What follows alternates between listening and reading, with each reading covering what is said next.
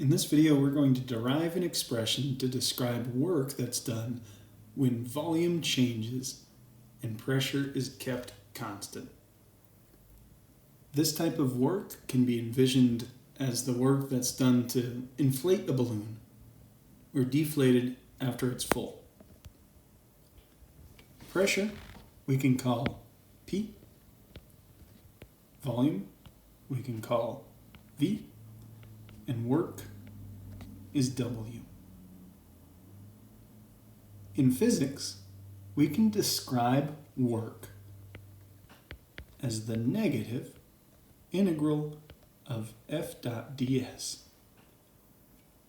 In this equation, F is a force applied, and ds is an increment in distance. This is a small infinitesimal distance.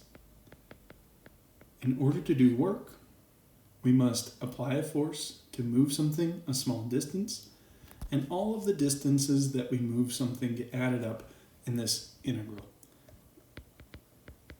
I won't ask you to perform integral calculus in this course, but occasionally it's necessary to use it in order to describe chemical equations. One other way that we can describe force, as we talked about when we discussed gases, is in the form of pressure. Pressure is equal to a force applied over some surface area. So P, pressure, F for force, A for area. That means that another way that we can describe force is pressure times area. That in turn means that work can be described as the negative integral of pressure times area over an increment in distance.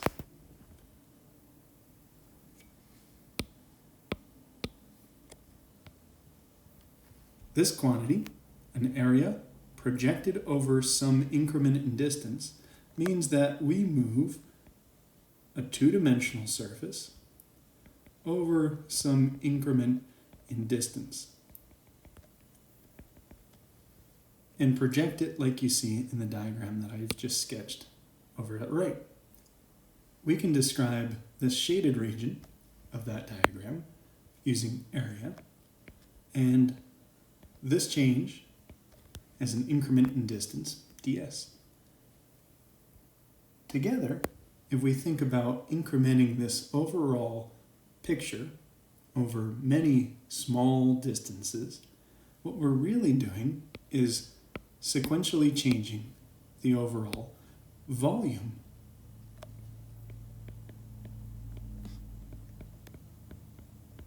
In small increments. In calculus, we can call that dV. And this whole term in our integral expression becomes dV. That means that work integrates as negative P dV. If we apply some bounds to integration, perhaps we think about integrating from some initial volume to some final volume. And if pressure is constant, then what we end up with is this type of equation. If you're taking calculus or you've taken calculus, this is a very easy integral to solve. If you haven't taken calculus, what results is an equation that we'll need to know. Work is equal to negative pressure times final volume minus initial volume. For a system, this final volume minus initial volume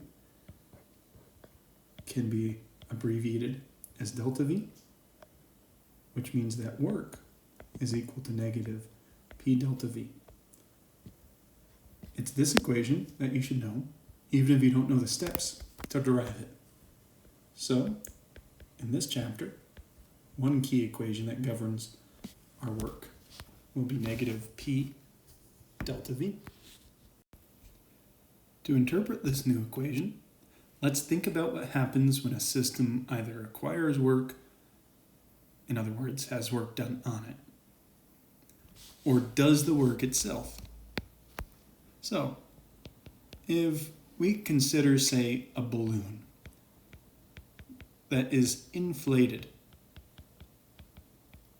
then initially its volume is small, and later on, after it inflates, its final volume is large. V final is greater than V initial. If that's the case, then delta V is equal to V final minus V initial, and that whole quantity must be greater than zero. It must be positive if the final volume is larger than our initial volume. That means that delta V is a positive number, and work is equal to negative a pressure times a volume change. That volume change is positive.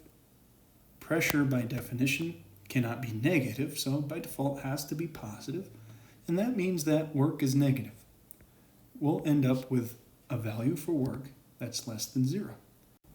This means that inflating a balloon, or having our balloon do work to expand, results in a work that is negative in sign.